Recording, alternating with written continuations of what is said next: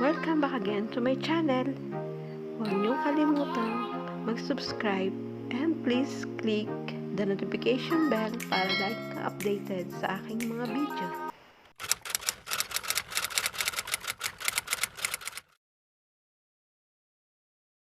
Hello everyone! Ayan, alam ko, iniintay nyo yung updates about sa second tranche na ayuda.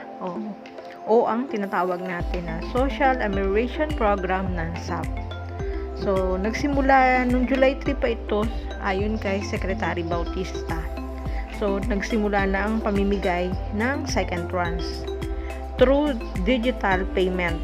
So, ayan guys, ngayon, July 6, ang NCR ay nagsimula na ring makatanggap ng ayuda sa second tranche.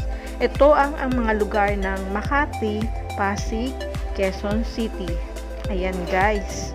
So, ayan, bonggang-bongga na nakatanggap na sila.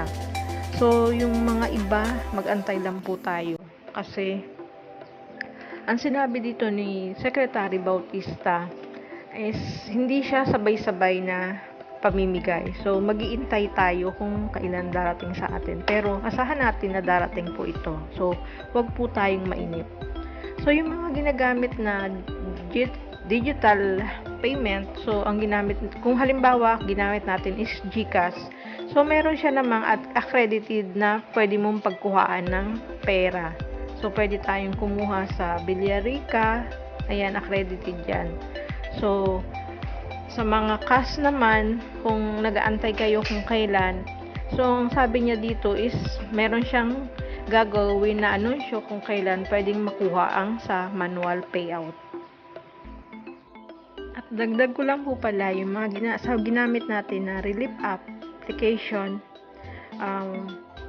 meron tayong matatanggap na text sa number na ating ginamit sa pag-fill up. So, kung naihulog na nila yung pera sa ating account, meron po tayong message na marireceive na pwede na natin itong makuha. Thank you for watching guys, and hope na nakatulong po ang video na ito. Mabuhay po tayong lahat at naway habaan po natin ang ating pasensya sa pag-aantay ng ayuda. Maraming salamat po.